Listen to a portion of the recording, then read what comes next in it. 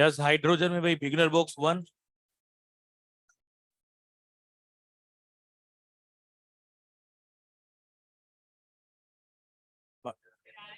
Monday आएगा कहाँ तुम्हारा? क्लास कहाँ होगी मंडे? डाउट कौन पूछता है हाइड्रोजन में यार? हाँ, उसके लिए भी कोई इंतजार करोगे यहाँ? Yes, beginner box 2। भाई बिल्कुल शांत रहो। बिगनर बॉक्स 2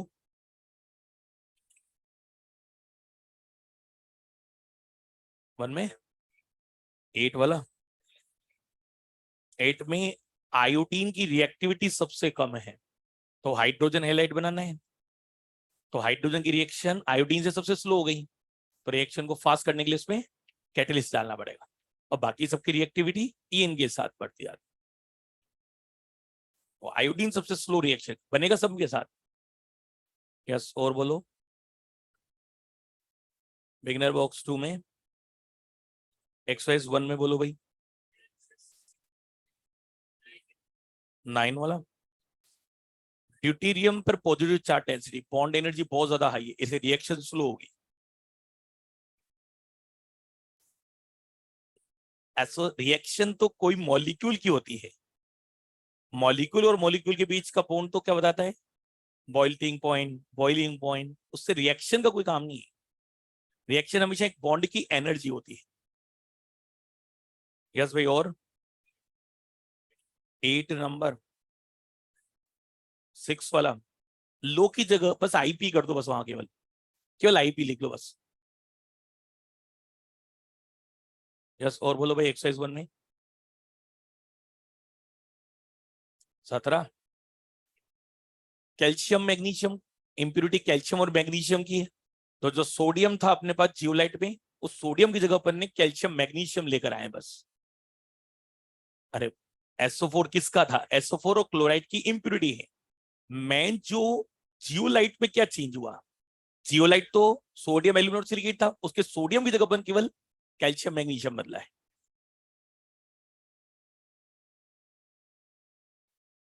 एक्सरसाइज 2 में बोल दो भाई। क्वेश्चन नंबर 2 का option 2। Hydrogen never act as a cation in ionic salt, क्यों?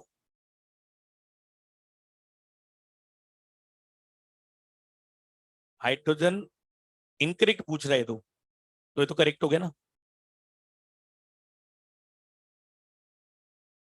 तो ये तो never act as a cation in ionic salt, तो सही तो आ रहा है।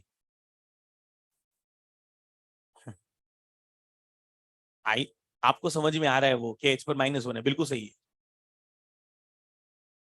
H पर -1 चार्ज है। अरे गायगा, सोडियम में माइनस आता है कभी? हाँ, तो NaH में सोडियम पर माइनस होगा प्लस होगा, तो हाइड्रोजन पर चार्ज माइनस। तो आयनिक हाइड्राइड में हमेशा हाइड्रोजन पर -1 ही होगा। माइल्ड रिड्यूसिंग एजेंट है, बीच में स्टार करके रिएक्शन लिखी थी, छापा को रिड्यूस कर सकता है। और वो FeCl2 वाली रिएक्शन हाइड्रोजन से। और बोलो भाई एक्सरसाइज 3 में कोई डाउट? कर लो यार, इनमें कोई डाउट पूछेगा? कौन सा एक्सरसाइज 3 का 17? निकल पैलेडियम प्लेटिनम। भाई हाइड्रोजन के स्टोरेज में काम लेते हैं अपन, ऑक्लूजन। अब उस हाइड्रोजन को, एल्कीन को एल्काइन में कन्वर्ट करना है, तो वो हाइड्रोजनेशन हो गया।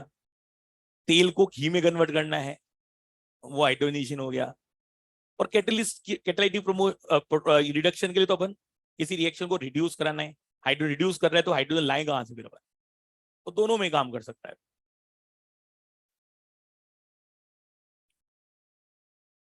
देख लेना, मेरे को डाउट हो तो फिर पूछ लेना, कोई खास डाउट नहीं आता है इसमें, कभी नहीं आता, ऐसे ही नॉर्मल। नहीं, हाइड्रोजन में क्या डाउट पूछोगे? हाइड्रोजन में डाउट करना है क्या कोई? सोने के बाद करोगे तो भी आराम से हो जाएंगे वो।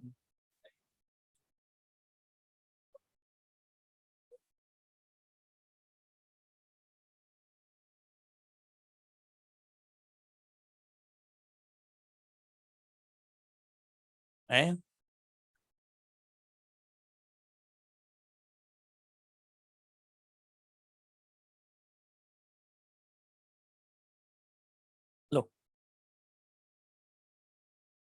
चलो भाई, इसमें लास्ट टर्न पर अपन ने लिखा था जो ऑक्सीडेशन स्टेट है उसको, हाईएस्ट ऑक्सीडेशन स्टेट को स्टेबलाइज करने के लिए या तो ऑक्सीजन या फ्लोरीन। ऑक्सीजन तो क्या करेगा, डबल बॉन्ड, डबल बॉन्ड मतलब रेजोनेंस, और उससे स्टेबलाइज करेगा। और फ्लोरीन स्टेबल कर सकता है डी ऑर्बिटल कॉन्ट्रैक्शन से। क्लियर बात, यानी एलिमेंट का हायर ऑक्सीजन स्टेट स्टेबलाइज करना है तो फ्लोरीन या ऑक्सीजन लगाए आप लोग यहाँ। नेक्स्ट पॉइंट लिखो इसमें, इसी के अंदर ऑक्सीडेशन स्टेट में ही बात करें। Moving from top to bottom in a group, moving from top to bottom in a group, moving from top to bottom in a group as the Z effective increases, moving from top to bottom in a group as the Z effective increases,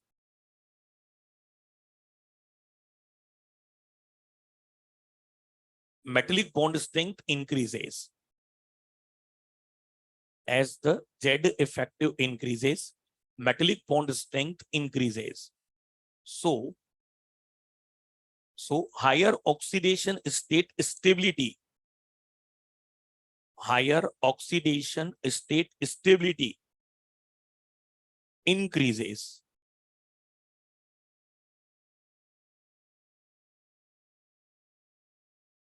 देखो 3D, 4D and 5D में अगर बात करें, top to bottom आने पर shielding क्या होगा, तो Z इफेक्टिव ज्यादा, न्यूक्लियस की अट्रैक्शन पावर भी, इसलिए मेटेलिक बॉन्ड स्ट्रेंथ भी ज्यादा होगी, यानी न्यूक्लियस की इलेक्ट्रॉन पर होल्डिंग भी ज्यादा होगी। तो स्टेबिलिटी के साथ, यानी यहां पर हायर ऑक्सीडेशन स्टेट स्टेबिलिटी ये भी इंक्रीज होती चली जाती है। जैसे कोऑर्डिनेशन कंपाउंड में भी अपन ने बात करा कि स्टेबिलिटी के ऑर्डर की अगर बात करें तो 3D, 4D एंड 5D में ये स्टेबिलिटी का ऑर्डर इंक्रीज होता चला जाता है। स्टेबिलिटी जैसे chromate, chromate, molybdate and tungstate, या CrO3 ले लिया फर्स्ट, सेकंड, MoO3 ले लिया या WO3 ले लिया, ये अपनी हाईएस्ट ऑक्सीडेशन स्टेट में है, +6 +6 +6। और थर्ड अगर यहां से ले लें अपन MnO4- टेक्नीशियम ले लिया और रेहनियम यहां से -1, ये +7 वाले। और इसी से जुड़ा हुआ है अपने पास ऑक्सीडाइजिंग एजेंट का order, CrO4 -, MoO4 and WO4 जैसे यहां पर सभी अपनी हाईएस्ट ऑक्सीडेशन स्टेट में है। क्लियर बात, 3D, 4D और 5D में ऐसे बोल दो कि शील्डिंग पुअर है, स्प्लिटिंग ज्यादा बढ़ रही है, स्टेबिलिटी ज्यादा है। कोऑर्डिनेशन कंपाउंड में अपने स्प्लिटिंग से जोड़ा था, CFAC वाली बात याद है ना। या फिर टॉप टू बॉटम आने पर जेड इफेक्टिव बढ़ रहा है, मेटेलिक बॉन्ड स्ट्रेंथ बढ़ रही, तो भी स्टेबिलिटी क्या होगी, इंक्रीज। यानी टॉप टू बॉटम जाने पर स्टेबिलिटी का ऑर्डर बढ़ता जा रहा है।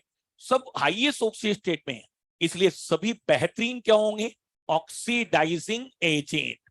और इनमें भी सबसे बेस्ट स्टेबल कौन है, टंगस्टन वाला।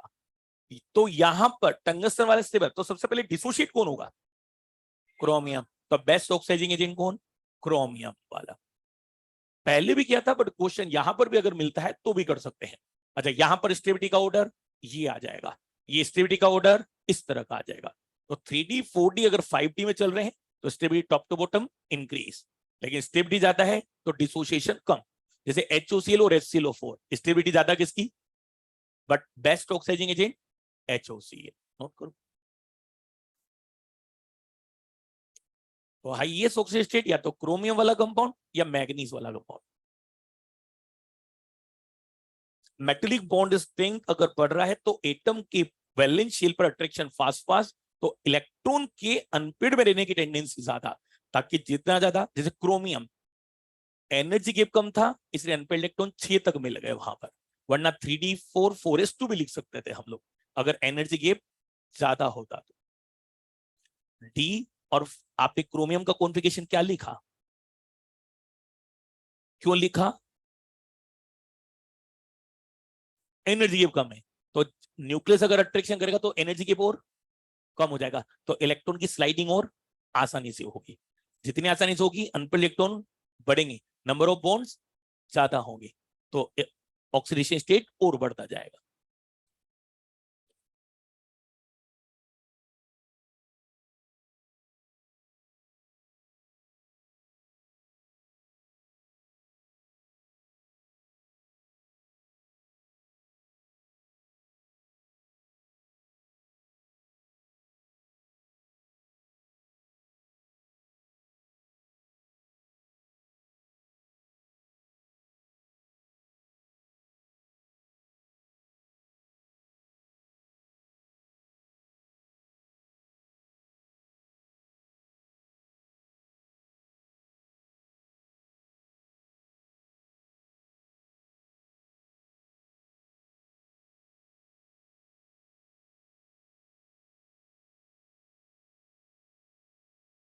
हो गया।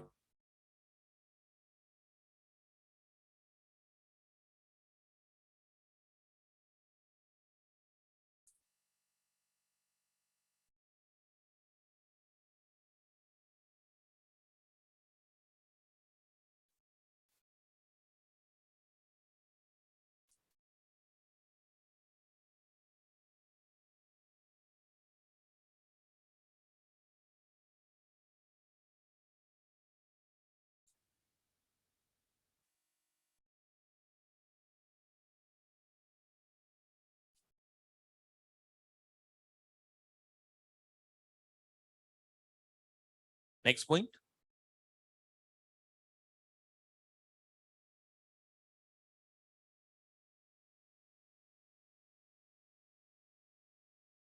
moving from left to right in a period,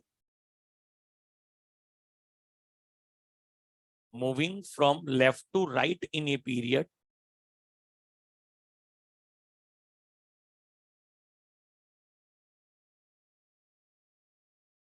as the positive oxidation state increases, as the positive oxidation state increases, oxidizing nature increases. As the positive oxidation state increases, oxidizing nature increases.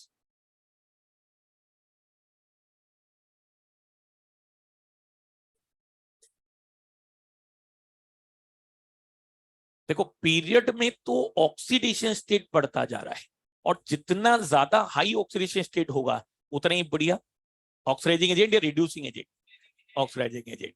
तो period में तो oxidation state बदल रहा है, इसलिए oxidising nature का order यहां पर ऑक्सीडेशन स्टेट से आ गया, और ग्रुप में क्या होता है, ऑक्सीडेशन स्टेट सेम होते हैं, तो फिर स्टेबिलिटी के साथ आंसर देना पड़ता है। तो यहां पर VO4 क्रोमियम +6 मैग्नीज +7, जैसे V2O5, V2O5 ये होता है नेचर में एम्फोटेरिक, याद है कुछ, यानी ये एसिड से भी रिएक्शन करेगा, और एसिडिक सॉल्यूशन डालने पर और बेसिक सॉल्यूशन डालने पर, एसिडिक सॉल्यूशन डालने पर ये VO2+ बनाता है, और यहां बेसिक सॉल्यूशन डालने पर VO4-3, दोनों में ही वेनेडियम का ऑक्सीडेशन स्टेट +5 है, तो यहां पर ये एसिड और बेस दोनों से रिएक्शन करता है।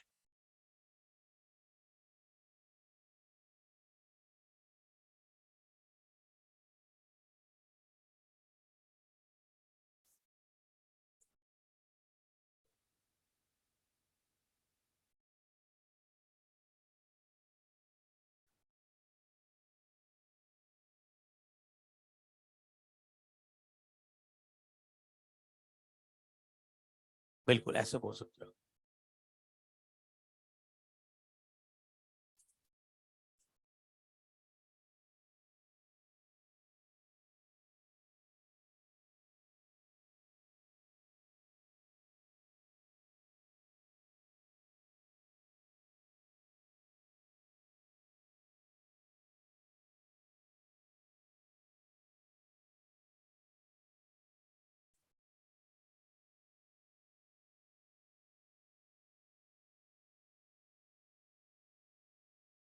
तो हायर की तरफ बढ़ रहे हैं हम लोग, लो से हाई की तरफ। तो जिधर से भी बढ़ो, लेफ्ट टू राइट या राइट टू लेफ्ट, हायर बढ़ेगा तो ऑक्सीडाइजिंग नेचर बढ़ती जाएगी। एज ऐसे नहीं आता है, as the oxidation state of centre atom increases oxidizing behaviour increases, left to right नहीं चलता है। अच्छा, अब यहां से ऑक्सीजन और फ्लोरीन, ऑक्सीजन भी स्टेबलाइज कर सकता है और फ्लोरीन भी स्टेबलाइज कर सकता है। तो कुछ कंपाउंड, यहां से कई बार क्वेश्चन आता है कौन सा कंपाउंड एग्जिस्ट नहीं कर रहा है या नहीं बना ऐसा करके, जैसे CrF2, CrF3, CrF4, CrF5, CrF6। Chromium के +2 से लेकर +6 तक सब कंपाउंड हमें मिल चुके हैं अभी तक फ्लोरीन के साथ मिलाकर। लेकिन मैग्नीज में अभी भी कुछ कंपाउंड नहीं मिले हैं, MnF2, MnF3, MnF4, ये +2, +3, +4, ये कंपाउंड अब तक बन चुके हैं या मिल चुके हैं या एग्जिस्ट करते हैं। लेकिन मैग्नीज का MnF5, MnF6, MnF7, ये कंपाउंड +5 में, +6 में, +7 में अभी तक नहीं पता। तो हमारे लिए तो क्वेश्चन हो गया कि ये एग्जिस्ट नहीं करते। तो क्वेश्चन आ जाए कौन सा मैग्नीज का फ्लोराइड कंपाउंड एग्जिस्ट नहीं कर रहा या नहीं बन पाया है। तो जो भी है, तो क्वेश्चन ज्यादातर ये पूछा जाता है कौन सा नहीं बना है। जो बन रहे हैं वो तो सब ठीक है, फ्लोराइड अपनी ऑक्सीडेशन स्टेट बढ़ाता जा रहा है। अब जो फ्लोरीन नहीं बना पाया, तो उसको कंपाउंड का जैसे MnO4- पर magnet, pink purple, oxidation state कितना, ऑक्सीजन ने +7 को स्टेबलाइज कर दिया लेकिन फ्लोरीन स्टेबलाइज, रीजन केवल क्या, मल्टीपल बॉन्ड, मल्टीपल बॉन्ड बनाने से रेजोनेंस, इसलिए स्टेबिलिटी बढ़ गई। और यहां से MnO4-2 मैग्नीज के साथ MnO3F, ये कंपाउंड ऐसा, फ्लोरीन मैग्नीज का ऑक्सीडेशन स्टेट +7। आपसे क्वेश्चन पूछा जाएगा फ्लोरीन का कौन सा कंपाउंड मैग्नीज के साथ ऐसा है जो एग्जिस्ट करता है, हाँ? फ्लोरीन के साथ +7, जबकि डायरेक्ट नहीं बन रहा, लेकिन कंपाउंड कौन सा बन पा रहा है, एमिनो। स्टेबल किसने किया फिर इसको, फ्लोरीन या ऑक्सीजन, मल्टीपल बॉन्ड। ऐसे ही ये मैग्नीज के कंपाउंड, जैसे क्रोमियम का CrO4-2, ये बन चुका है क्रोमेट, डाइक्रोमेट Cr2O7-2, डाइक्रोमेट ये अपन जानते ही हैं, CTS, चार्ज ट्रांसफर स्पेक्ट्रम के कारण कलर, CrO2Cl2, CrO2F2, ये सब कंपाउंड हमें मिल चुके हैं, ये सब हम लोग पढ़ते हैं, हाईएस्ट ऑक्सीडेशन स्टेट वाले कंपाउंड। तो कई बार केवल ये कंपाउंड पूछ लिया जाता है कौन सा कंपाउंड नहीं बनता है, लिख लेंगे।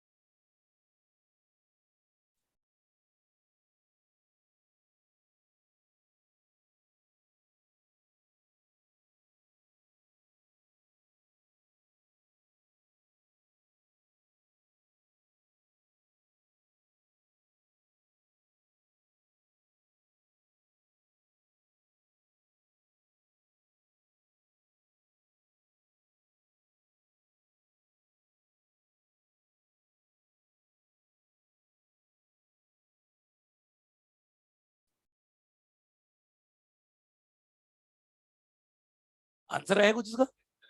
कौन सा वाला है? ये कुछ याद है कंपाउंड? कॉपर +2 कभी भी आयोडाइड और साइनाइड के साथ एग्जिस्ट, ये पुराना, बट यहां पर बहुत इंपोर्टेंट क्वेश्चन बन जाता है। कॉपर +2 का आयोडाइड और कॉपर +2 का साइनाइड कंपाउंड एग्जिस्ट नहीं कर पाता। इसका कॉम्प्लेक्स साइनाइड वाला याद है? +1 में बना था, +3 में, तभी तो बनेगा, रेडॉक्स कर जाएगा आपस में। Perfect complex coordination chapter, first page, नहीं फर्स्ट नहीं था, 5वां, 3rd नंबर का पेज। ऐसे जैसे याद कर रखा सबने।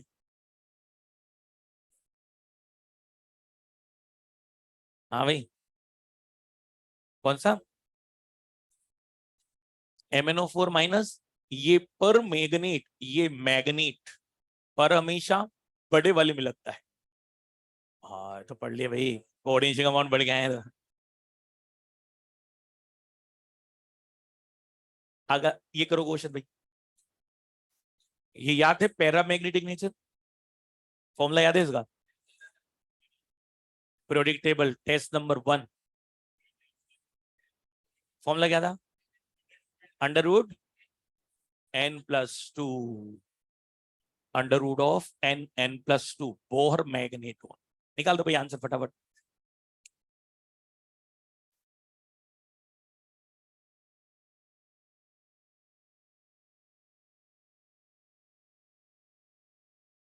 हाँ, क्रोमियम +3 का तो √15, स्कैंडियम +3 0, मैग्नीज +2 और Fe+2 24। अच्छा, जो पैरामैग्नेटिक नेचर में। हाँ, तो अगला क्वेश्चन,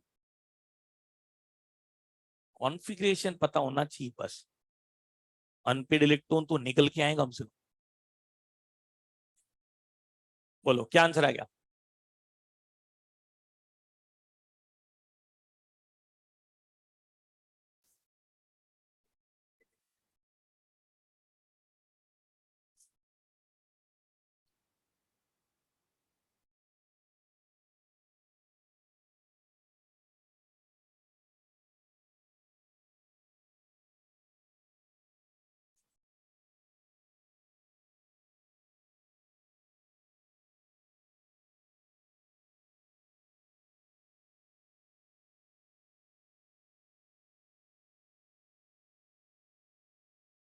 पैरा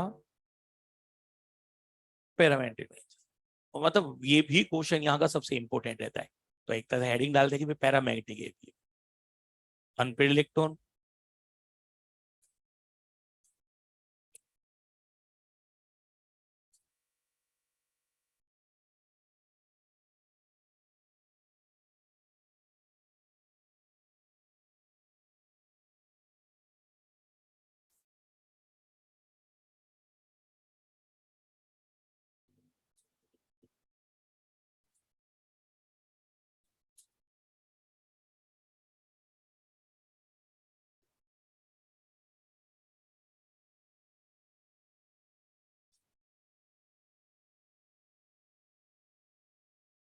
छाप लिया सबने?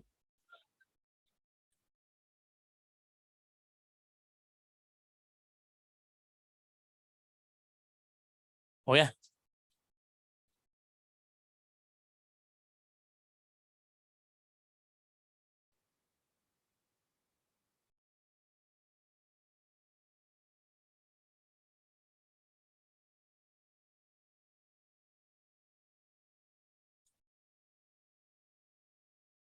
अगला पॉइंट देखो,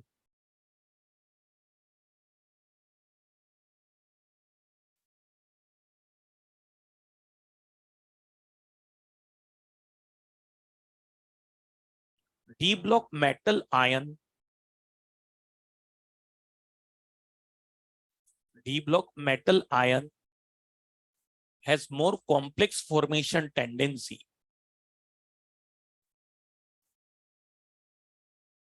D block metal ion has more complex formation tendency.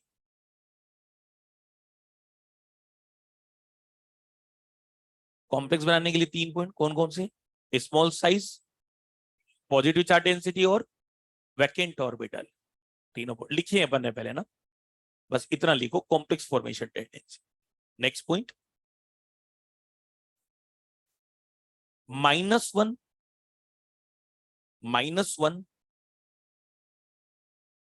या नेगेटिव। -1 क्या मतलब, -2 भी हो सकता है, कुछ भी हो सकता है। Oblique zero oxidation state,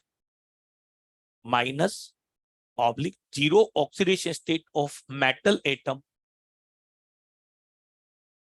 negative या zero oxidation state of metal atom, oxidation state of metal atom is stabilized in complex, by pi acid ligand,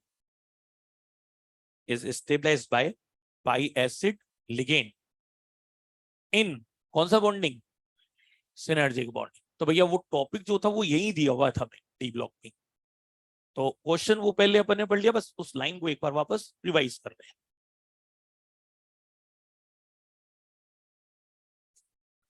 next point,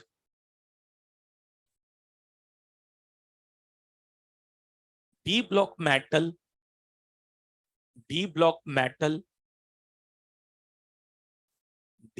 metal has more tendency, D block metal has more tendency to form interstitial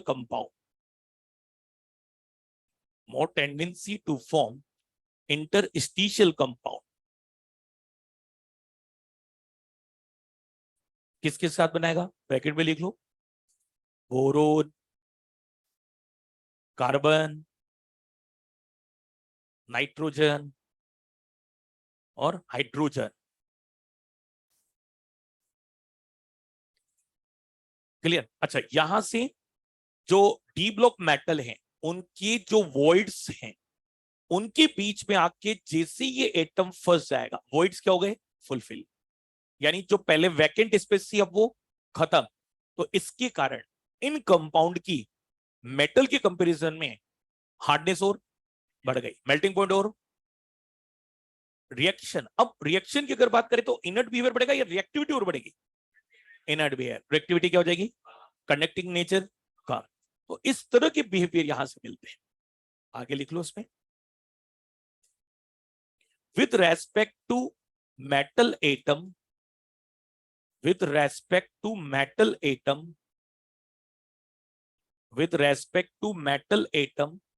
interstitial compound has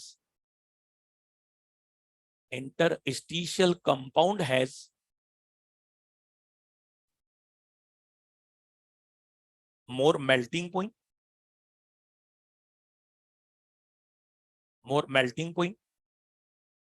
more harder,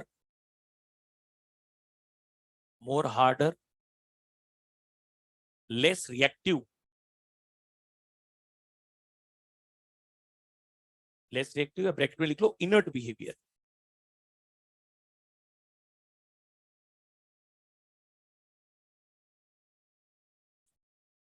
clear, या less और less conducting nature, ये भी लिख सकते हो, less conducting nature. और बिल्कुल ऐसा का ऐसा ही पार्ट होता है अलॉय। यहां तो स्मॉल साइज का आइटम आया, वहां मेटल के अंदर मेटल एक दूसरे को ट्रैप्ड कर देते हैं, तो एक मेटल के वॉइड्स में दूसरा मेटल आकर फिक्स हो जाता है, उनसे बनकर आता है अलॉय। नेक्स्ट पॉइंट लिखो इसमें आगे,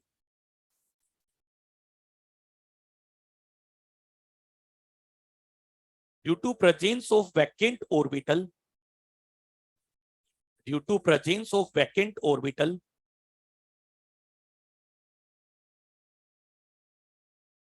due to presence of vacant orbital and free valency present on their surface,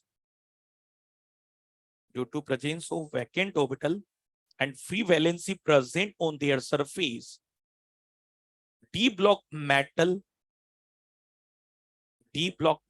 atom and their compound, d block metal atom and their compound shows catalytic properties.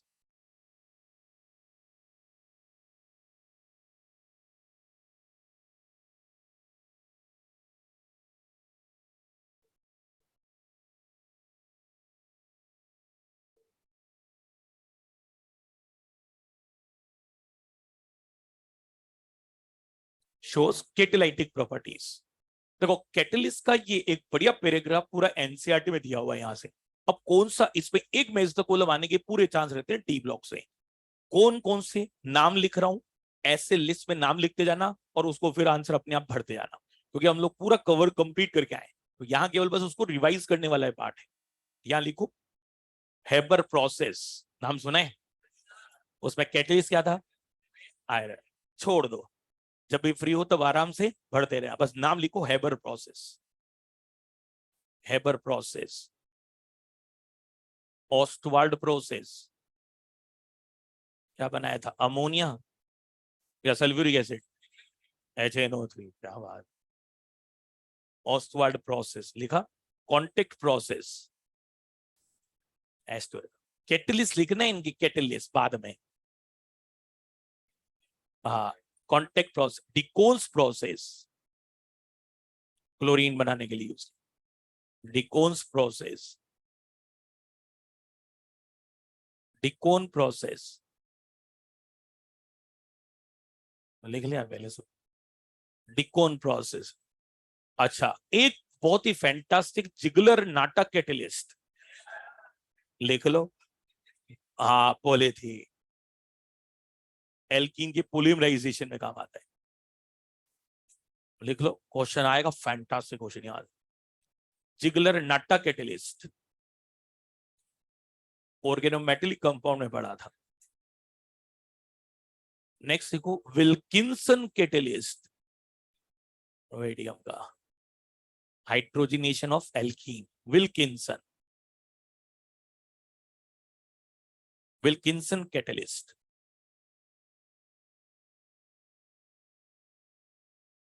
चलो, ये तो हो गए कैटलिस्ट जो अपन ने पहले लिखे और इनके डी ब्लॉक के मेटल अपन ने यूज किए हुए हैं, तो इनका कॉम्प्लेक्स या फिर इन मेटल की प्रेजेंस। एक यहां से अभी और बचा हुआ है, स्टार लगा के लिखो। Nickel and their complex, nickel and their complex, nickel and their complex are used in, nickel and their complex are used in polymerization of, nickel and their complex are used in polymerization of alkyne and benzene.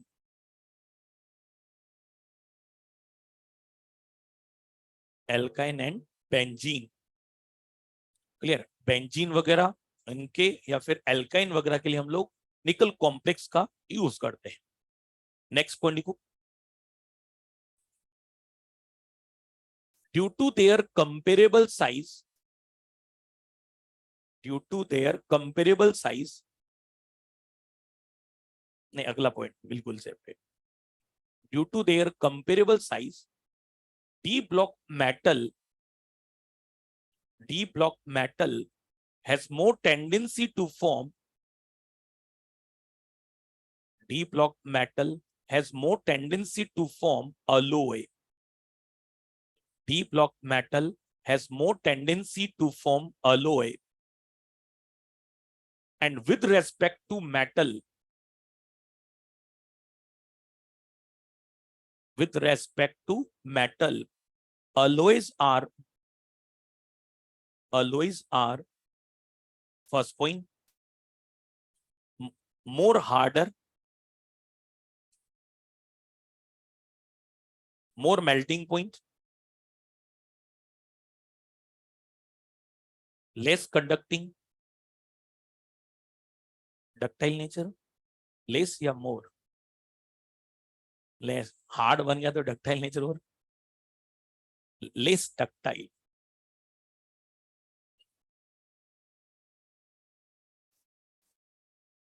Metal के अंदर इनका percentage ratio, space देखो कितनी space है, दूसरे metal का percentage उसके अंदर ऑक्यूपाई कराया जाता है, और दोनों मेटल मिक्स होके अलॉय बनते हैं। जैसे गोल्ड वगैरह हम लोग बनाते हैं तो गोल्ड में सिल्वर डाल दिया, सिल्वर कॉपर मिक्स कर दिया सिल्वर वगैरह में, तो स्ट्रेंथ और बढ़ जाती है। वो तो इंटरस्टिशियल कंपाउंड है, नॉन मेटल जो डाले, मेटल के अंदर मेटल डाला तो वो अलोय बन जाते हैं। इंटरस्टिशियल स्पेस, स्पेस के अकॉर्डिंग ही रखा जाता है। जैसे यहां से ये क्वेश्चन अपने को मिल जाता है, ब्रॉन्ज कॉपर और टिन से मिलके बना है, ब्रास कॉपर और जिंक, तो ये आ जाता है। और एक पॉइंट अपना यहां से, steel is the only alloy which contain non metal, याद है, और वो भी कौन सा, कार्बन। जैसे क्रोम स्टील, निकल स्टील, स्टेनलेस स्टील,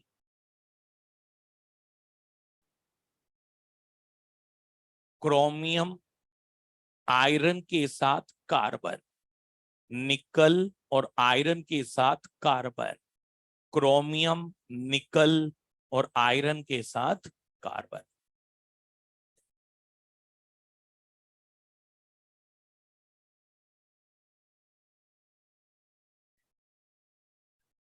ZE लगा दो, ब्रॉन्ज तो ब्रॉन्ज ही रहेगा।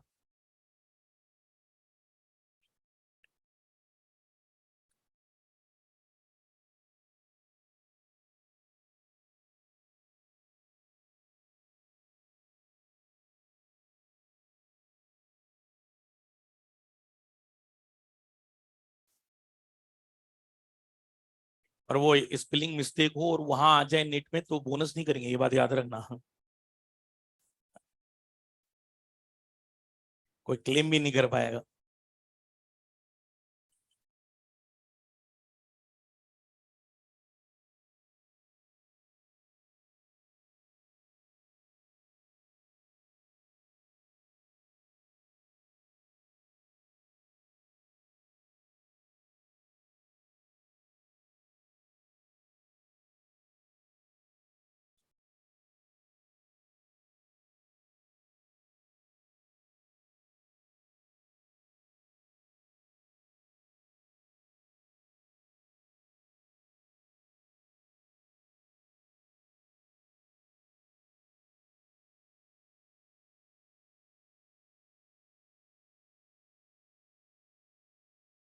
कुछ अलॉय हैं, बस ध्यान रखो, बहुत मुश्किल होता है, ऐसा क्वेश्चन आता है, इंडस्ट्रियल लेवल पर रहता है ये, तो मिल जाते हैं बट कभी कभी क्वेश्चंस, तो जो अपने को एनसीईआरटी में जितना दिया है उतना तो अपन ध्यान रख ले।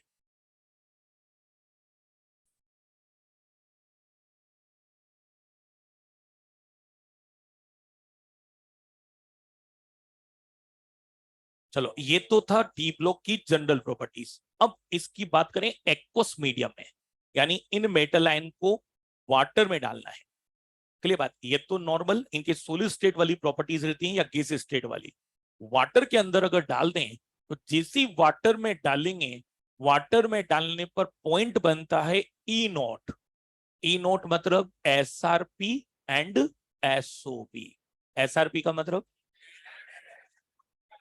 और SOP, अब ई नोट SRP जो पॉइंट है डिपेंड्स ऑन, ये मेटल के लिए हम लोग पढ़ रहे हैं, तो ये डिपेंड्स करता है first atomisation energy, atomisation energy plus sublimation energy. जैसे एस ब्लॉक के मेटल के लिए केवल सॉलिड से गैस में कन्वर्ट करना था, तो वहां गैसियस स्टेट में कन्वर्ट करना बहुत आसान। यहां पूरे क्रिस्टल को पहले एटम और एटम को फिर गैस में कन्वर्ट करना, तो ये दोनों एनर्जी मिलकर फिर ये गैसियस फॉर्म में आया है। सप्लीमेशन एनर्जी का मतलब सॉलिड को गैस में कन्वर्ट करना, बट एटम को गैस में कन्वर्ट करना, और ये एटोमाइजेशन एनर्जी मतलब क्रिस्टल को एटम में कन्वर्ट करना। सेकेंड, अब एटम जब बन गया तो फिर इसमें जुड़ेगा आयोनाइजेशन एनर्जी, कैटाइनिक पार्ट बन गया, और फिर उसको जब वाटर में डाला तो साथ में हमेशा क्या जुड़ा, हाइड्रेशन एनर्जी। इन तीनों को मिलाकर निकल के आता है मेटल का स्टैंडर्ड रिडक्शन पोटेंशियल।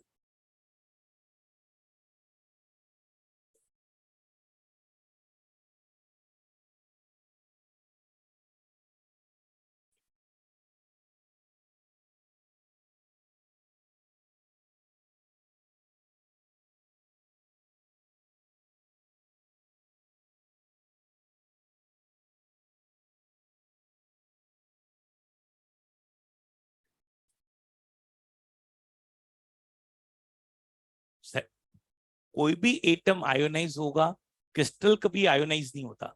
हमेशा आयनाइजेशन एनर्जी की जो डेफिनेशन लिखी है वो एक एटम के लिए लिखी हुई है।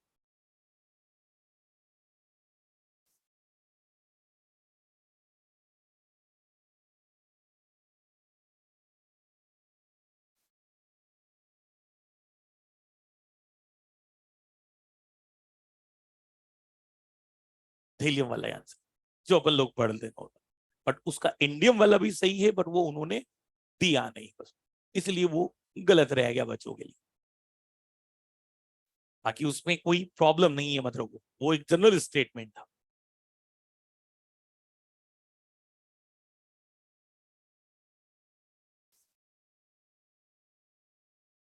एग्जाम्पल नंबर 1 लिखो। In aqueous medium, in aqueous medium, in aqueous medium copper +1, copper +1 ion undergoes, copper +1 ion undergoes disproportionation. In aqueous medium, copper +1 ion undergoes disproportionation reaction.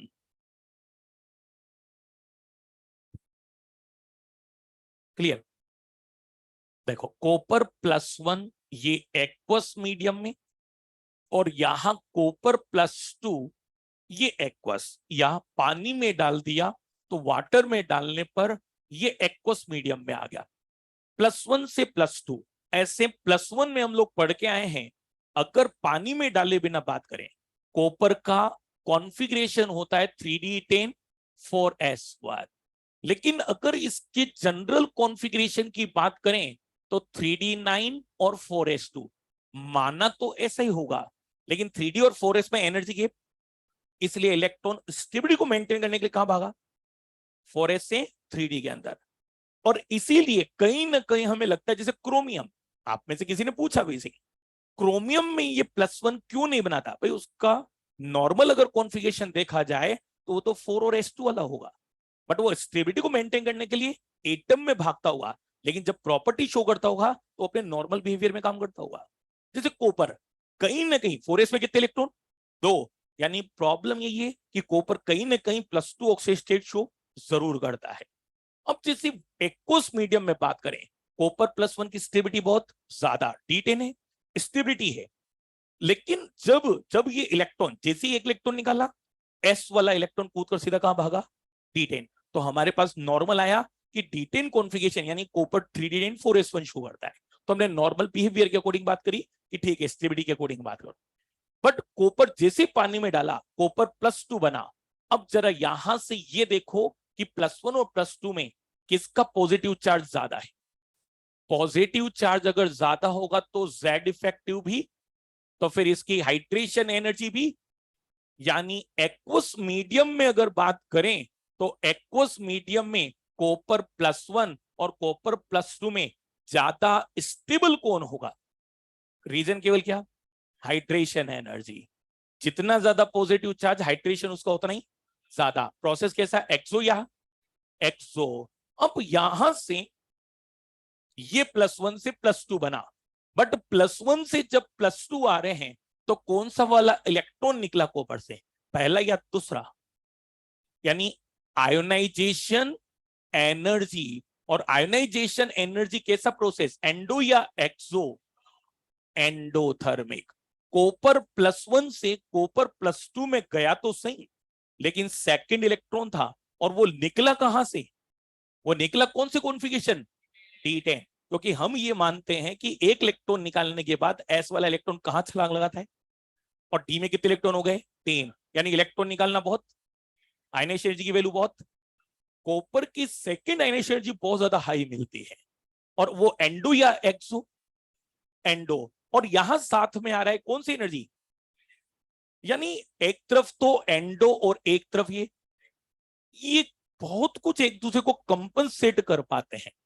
But इसमें ओवरऑल जैसे ही थोड़ा सा भी डिफरेंस रहता है, तो फिर ये कॉपर प्लस वन से कॉपर प्लस टू में चला तो गया, बट वो स्टेबिलिटी मेंटेन नहीं हो पाई जो एक्सोथर्मिक बनने के लिए पर्याप्त है, यानी स्पॉन्टेनियस बनने के लिए पर्याप्त है। और कॉपर ने प्लस वन, ये बीच में कॉपर प्लस वन से ये प्लस टू में आया, हाइड्रेशन बनकर खुश हो गया कॉपर, बट कॉपर का प्लस वन है। अगर यदि कॉपर प्लस वन से एक इलेक्ट्रॉन गेन कर लिया जाए, यानी यहां पर रिएक्शन हमारे पास जो थी डिसप्रपोर्शनेशन, कॉपर प्लस वन से ये कॉपर प्लस टू, और यहां से ये हमने बना दिया कॉपर जीरो, यानी ये इतना स्पॉन्टेनियस नहीं हो पाया, तो ये कॉपर प्लस वन से तुरंत क्या बना गया, कॉपर जीरो।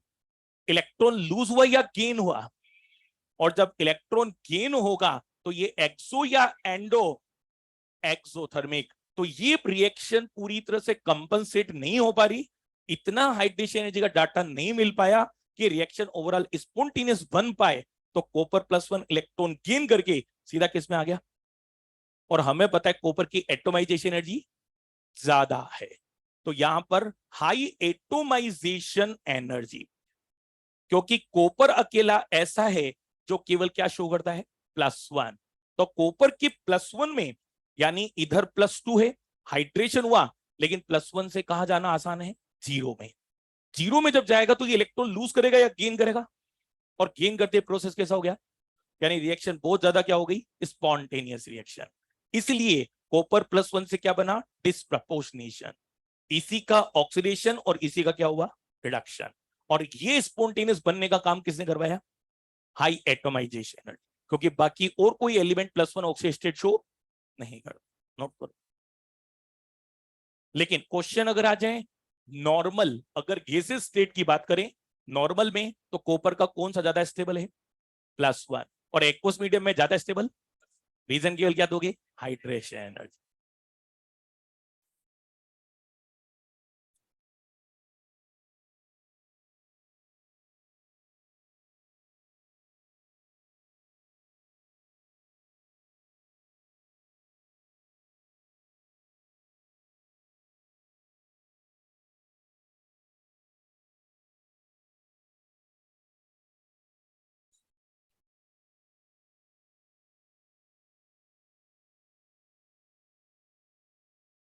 तो वो जो इलेक्ट्रॉन लूज किया कॉपर प्लस वन ने, उसको बैलेंस करने के लिए कॉपर जीरो बन गया साथ में। तो कॉपर का प्लस वन से जीरो जाना और ज्यादा फायदेमंद था रिएक्शन को स्पॉन्टेनियस करवाने के लिए, तो कॉपर दोनों में ही चला गया, प्लस टू और जीरो। इसे हमने बोला कि तो डिसप्रपोर्शनेशन हो गया।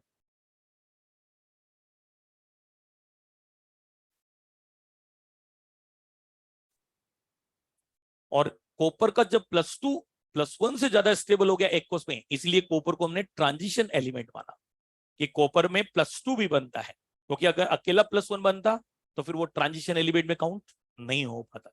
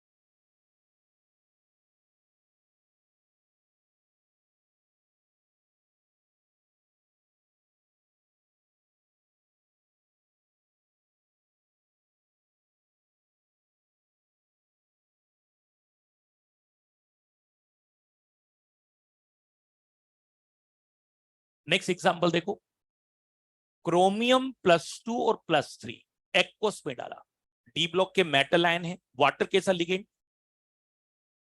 Strong weak field ligand. तो इनके मैक्सिमम हाइड्रेशन के अकॉर्डिंग बात की जाए दोनों का कॉमन, तो ये +6, ये +2 और यहां H2O whole power 6 +3। Maximum hydration हम लोगों ने ले लिया, मैक्सिमम कोऑर्डिनेशन नंबर ले लिया +2 और +3 में। यदि यहां पर CFT अप्लाई कर दी जाए तो यहां से T2G और EG कुछ याद भी आ रहा है? वेरी गुड, ये आ जाएगा T2G और यहां EG। T2G और EG क्रोमियम पर charge +2, configuration D4, chromium +3 configuration D3, यही आएगा। क्रोमियम का कॉन्फ़िगरेशन क्या होता है? 3d5 4s1। D4 इलेक्ट्रॉन को अगर भर दिया जाए 1 2 3 फोर्थ वाला ऊपर, ये 4 इलेक्ट्रॉन, लेकिन अगर D3 को भर दिया जाए तो ये इलेक्ट्रॉन आ गया। इन दोनों में ज्यादा स्टेबल कौन? सेकंड वाला। ये कैसा हुआ? Half filled. Half filled stable होने के कारण यहां से क्रोमियम एक्वस मीडियम में किस में रहना चाहता है? +2 या +3? +3। इसका मतलब इसकी +2 से +3 में जाने की टेंडेंसी, ये क्या हुआ? Oxidation reduction. इसका मतलब ये क्या कहलाएगा? Reducing agent. कौन? +2 या +3? तो क्रोमियम का ऑक्सीडेशन स्टेट एक्वस मीडियम में कौन सा ज्यादा स्टेबल? +3 वाला। रीजन केवल क्या? Half field stable configuration. या कॉन्फ़िगरेशन पूछे तो T2G में कितने इलेक्ट्रॉन? 3 इलेक्ट्रॉन। अच्छा यहां देखो, मैक्सिमम कोऑर्डिनेशन नंबर अगर ले लिया जाए, ये +2 यहां से और MnH2O होल पावर 6, ये +3 यहां से, ये T2G और ये आ जाएगा EG ऑर्बिटल। यहां पर मैग्नीज पे +2 यानी कॉन्फ़िगरेशन D5 और यहां T4, ये T2G और यहां पर EG। इलेक्ट्रॉनिक कॉन्फ़िगरेशन तो 1 2 3 4 5, जबकि यहां 1 2 3 और 4 कौन ज्यादा स्टेबल? +2। रीजन केवल क्या? D5 हाफ फील्ड स्टेबल, और हाफ फील्ड की स्टेबिलिटी ज्यादा होने के कारण इस बार मैग्नीज अपनी कौन से ऑक्सीडेशन में रहना चाहता है? +2। तो यानी +3 से कहां चला जाएगा? +2 में। ये क्या होगा? रिड्यूस। तो ये क्या कहलाएगा? Oxidising agent. कौन? मैग्नीज +3 वाला। मैग्नीज तो किस में रहना चाहता है एक्वस मीडियम में? +2 में है। और क्रोमियम किस में रहना चाहता है? +3 में। दोनों का रीजन क्या है? Half field stable configuration. Note करो।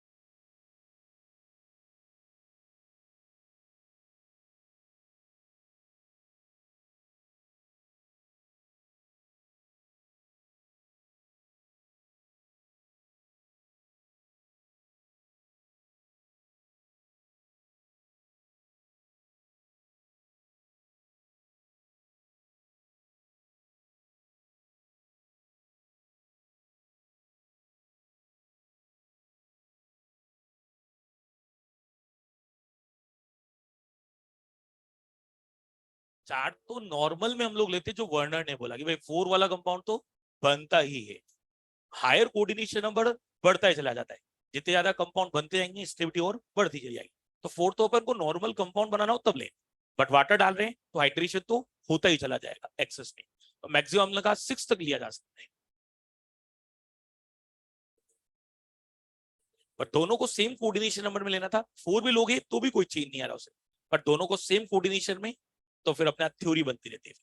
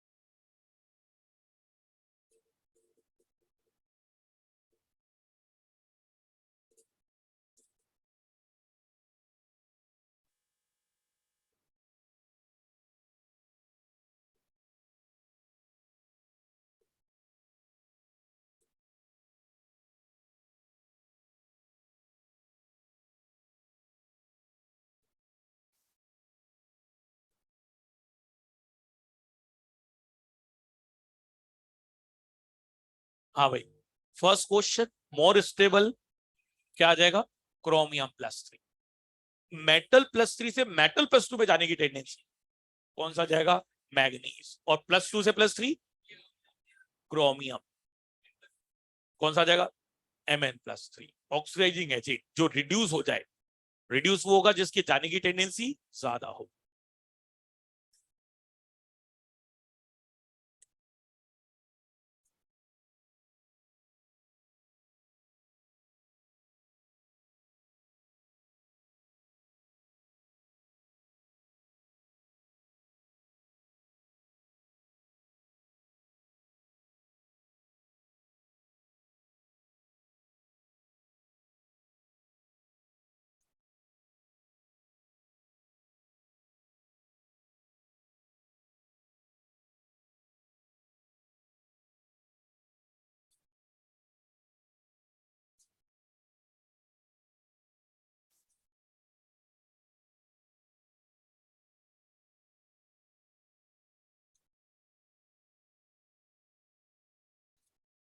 हो गया,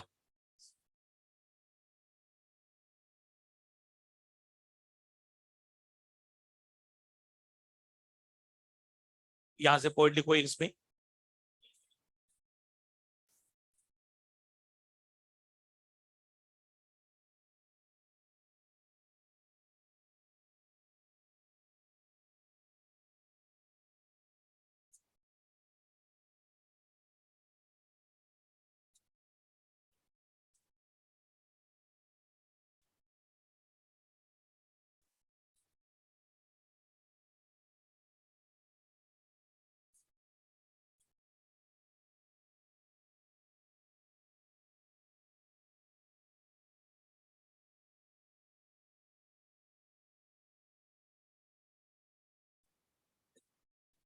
हो गया, यहां लिखो, moving from left to right in 3D series, moving from left to right in 3D series,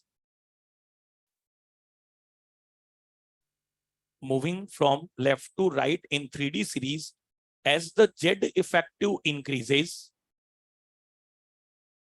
as the Z effective increases, hydration energy also increases.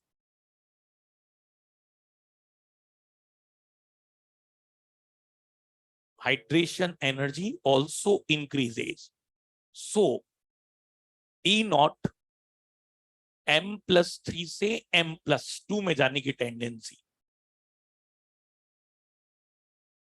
So E not M+3 to M+2 value increases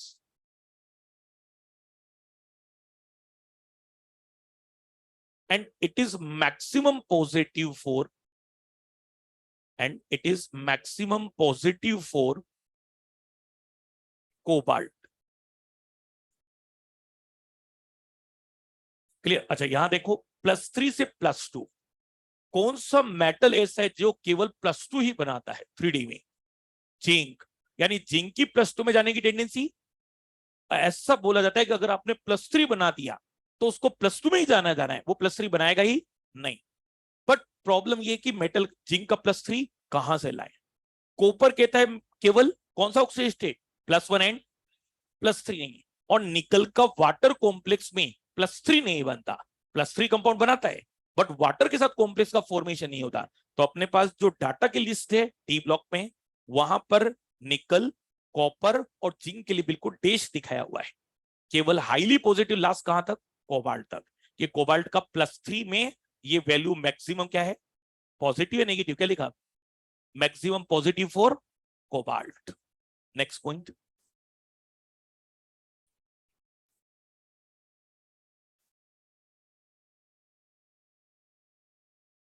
next point, moving from left to right in 3D series, moving from left to right in 3D series,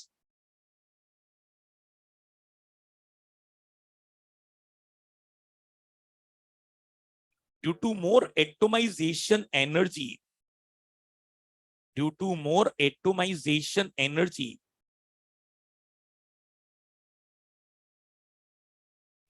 due to more atomization energy, E naught, E naught metal +2 से metal 0,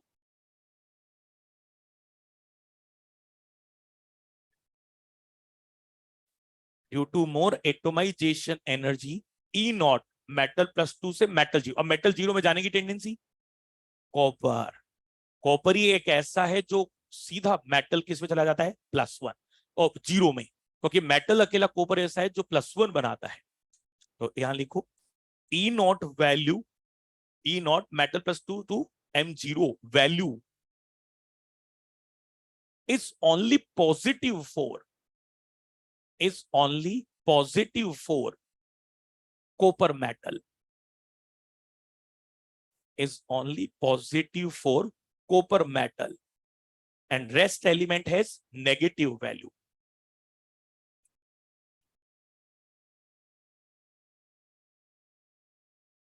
clear बात? यानी केवल copper अकेला ऐसा है जो किस में जाना जा रहा है? 0 में। बाकी सब एलिमेंट अपनी हायर ऑक्सीजन स्टेट में जाना जा रहे हैं, +2 +3 +4 +5 +6 +7। क्यों? क्योंकि वहां क्या मिलेगा? हाइड्रेशन। पानी में डालोगे तो हाइड्रेशन की वैल्यू बढ़ती जाएगी। कॉपर 0, मेटल 0 में क्यों आए? तो केवल अकेला ऐसा कौन है? कॉपर। तो अगर इस डाटा को देखा जाए तो इसमें पॉजिटिव वैल्यू केवल किसके लिए मिलती है? कॉपर की। बाकी कोई एलिमेंट मेटल 0 में जाने की टेंडेंसी नहीं रखता। तो ये ई नोट का डाटा यानी वाटर में। तो ये तो थी डी ब्लॉक की जनरल प्रॉपर्टीज। अब इसमें प्रैक्टिकल केमिस्ट्री यानी मैग्नेट, परमैग्नेट, क्रोमेट, डाइक्रोमेट, वो पढ़ते हैं हम लोग बाद में। पहले एफ ब्लॉक की इंफॉर्मेशंस। नेक्स्ट यहां लिख लो एफ ब्लॉक।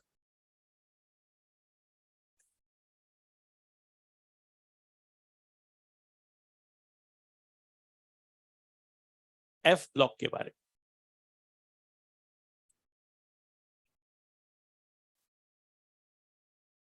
एफ ब्लॉक का सबसे इंपॉर्टेंट पार्ट जो है भैया वो है इलेक्ट्रॉनिक कॉन्फ़िगरेशन। जिसको याद ना हो फिर कर लेना, मैं बार बार बोल रहा हूं, क्वेश्चन एक आएगा ही आएगा और स्टूडेंट आके रुकता ही है इस इलेक्ट्रॉनिक कॉन्फ़िगरेशन पर। 28 28 58 58 और थोरियम का कॉन्फ़िगरेशन ऐसा जिसमें कोई एफ इलेक्ट्रॉन नहीं है। इलेक्ट्रॉनिक कॉन्फ़िगरेशन पॉइंट लिखो, ये लिखो पहले तो इलेक्ट्रॉनिक कॉन्फ़िगरेशन। पढ़ोगे नहीं, वरना पढ़ोगे। हाँ 4-5 क्वेश्चन डालूंगा पेपर में, ऐसे थोड़ी नहीं। कॉन्फ़िगरेशन ही पूछूंगा सीधा सीधा।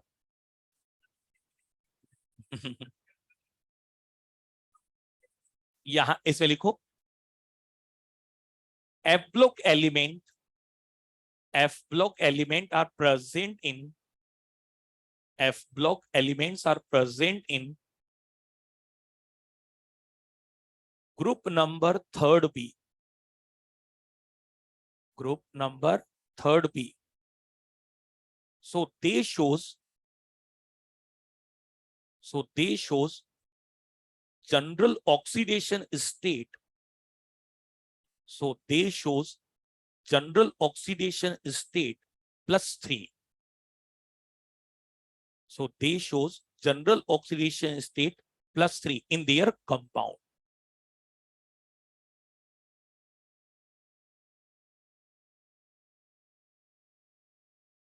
Clear? Next point.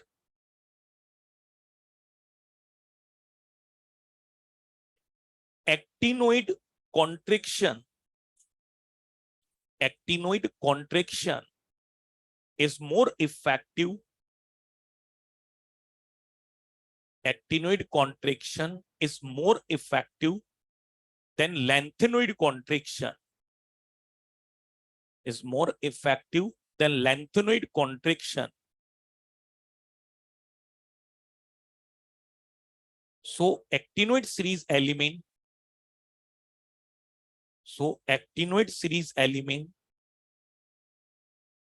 shows higher oxidation state.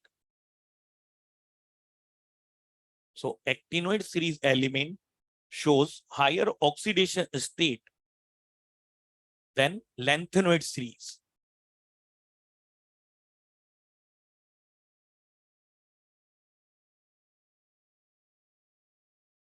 दो एलिमेंट हैं नेपच्यूनियम एंड प्लूटोनियम, मैक्सिमम कहां तक जाते हैं +7 तक।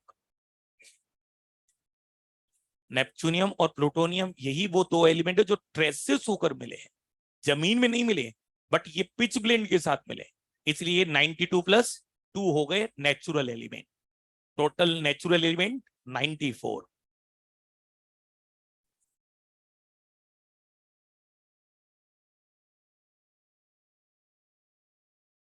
Next point, in lanthanoid series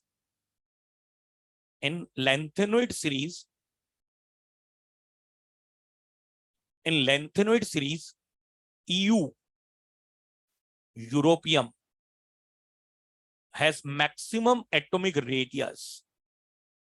EU has maximum atomic radius. ऐसा क्यों लिखा? अपने अगल बगल वालों से भी ज्यादा है, तो होगा मैक्सिमम है तो अगल बगल वालों से तो ज्यादा होना ही। रीजन क्या दोगे? स्टेबल कॉन्फ़िगरेशन लिख लो, due to stable configuration,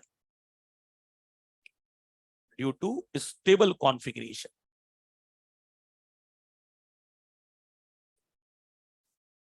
next point, lanthanum La, lanthanum, gadolinium and lutetium.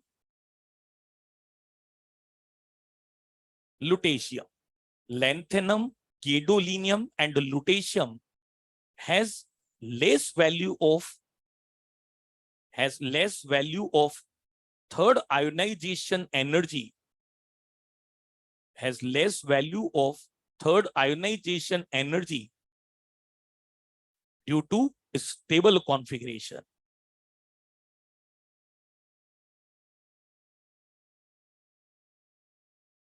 Due to stable. कब?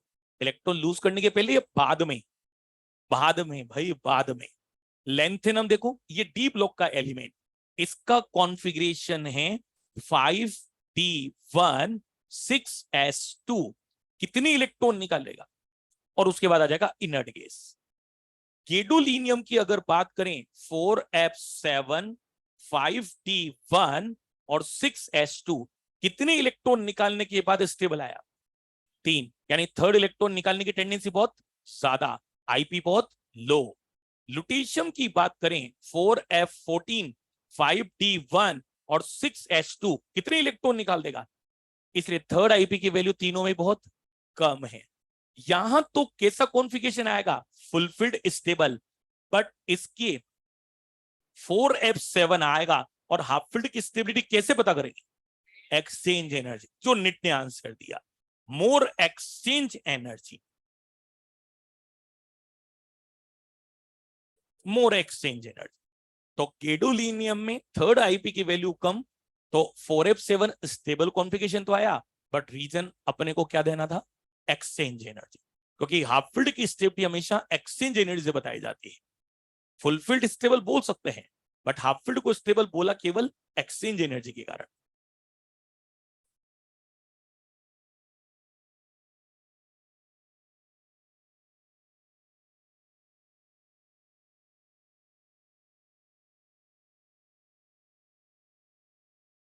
गैडोलीनियम इसमें पूछ लिया इन्होंने, तो लैंथेनम और लुटेशियम पर ध्यान रखना है बस। गैडोलीनियम लास्ट ईयर आया है, आगे लैंथेनम और लुटेशियम भी बन सकते हैं। तीनों एलिमेंट ये एनसीईआरटी में सीधे लाइन से लिखे हुए हैं, तो उन्होंने उसमें से गैडोलीनियम को उठाकर दे दिया और उसके नीचे उसका रीजन भी लिखा हुआ था। तो तीनों का रीजन लिखा हुआ है, तो लैंथेनम और लुटेशियम को ध्यान रखें।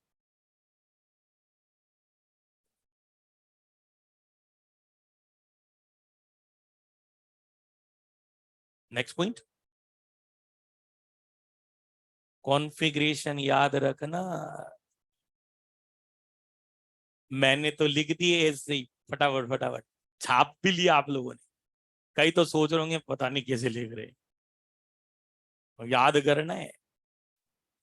नेक्स्ट पॉइंट को, सम lengthenoid series element, some lengthenoid series element also shows +4 oxidation state.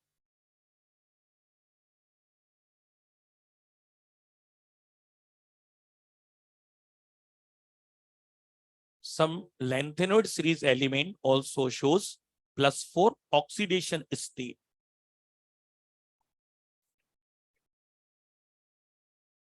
Clear, यहां से क्वेश्चन हमेशा ऐसा ही लिखा जाएगा, कौन सा एलिमेंट +4 ऑक्सीडेशन स्टेट शो करता है। हे इन सब पर +4 भी यहां पर, ये +4, लेकिन इनका जनरल ऑक्सीडेशन स्टेट, लैंथेनोइड का जनरल ऑक्सीडेशन स्टेट ये क्या है, +3, यानी इनको जाना कहां है, +3 में, तो ये +4 से वापस कहां आएंगे। इसका मतलब ये क्या कहलाएंगे, ऑक्सीडाइजिंग एजेंट या रिड्यूसिंग एजेंट, ये कहलाएंगे ऑक्सीडाइजिंग एजेंट। क्वेश्चन ये बहुत खतरनाक ऐसे बनता है, कौन सा एलिमेंट लैंथेनोइड में ऑक्सीडाइजिंग एजेंट है, तो अपन को एलिमेंट याद होनी चाहिए, वो चार्ज नहीं देंगे, और चार्ज दे दे तो क्वेश्चन वैसे ही खत्म हो जाएगा, तो वो एलिमेंट लिख कर देते हैं यहां पर। ऐसे ही यहां पर +2 भी शो करते हैं, क्या लिखा था आप लोगों ने, some lanthanoid series element also shows +4 oxidation state and +2 oxidation state, and +2 oxidation state. तो +4 में तो ये क्या कहलाएंगे, ऑक्सीडाइजिंग एजेंट, और EU, SM, YB and TM, europium, samarium, ytterbium and thulium, इनका जबकि जनरल क्या है, +3, तो ये +3 में जाएंगे, तो ये क्या कहलाएंगे, रिड्यूसिंग एजेंट। तो लैंथेनोइड का तो मैक्सिमम +4 होता है, जबकि एक्टिनोइड का मैक्सिमम +7 तक आ जाता है।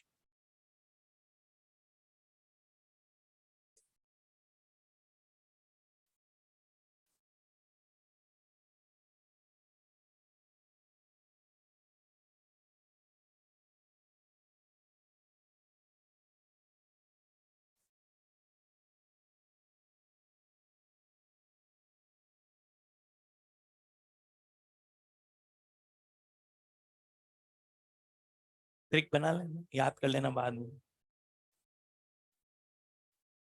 ऐसे याद हो जाएगा।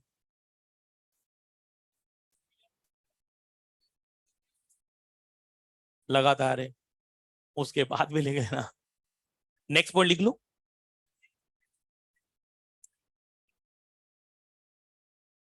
लास्ट पॉइंट लिख लो, बाकी पॉइंट फिर बाद में लिखेंगे। lengthenoid series element, lengthenoid series element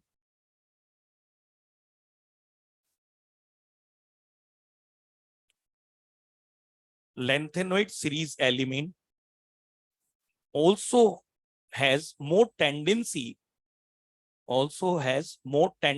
to form alloy,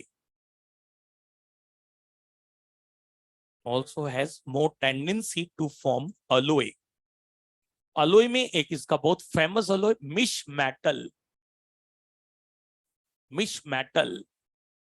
metal, इसमें Ln का मतलब ये सीरीज है। देखो लेंथेनॉइड एलिमेंट नहीं है, पूरी लेंथेनॉइड सीरीज को कैसे रिप्रेजेंट करते हैं, Ln। तो लेंथेनॉइड, और इसमें भी मोस्टली होता है सीरियम, और यहां ये होता है 95%, और आयरन इसके अंदर होता है 5%। तो ऐसे तो जनरली कोई सा भी लेंथेनॉइड ले सकते हो, कई जगह पर ऐसे लिखा रहता है कि सीरियम सबसे ज्यादा यूज किया जाता है। ऐसे लेंथेनॉइड इसमें 95% और आयरन 5%। हो गया? तो फिर ऐसे बस ऐसे लिख लो, एसिडिक नेचर बताना था, वरना याद ही नहीं रहेगा। अगले टर्न पर बात करें।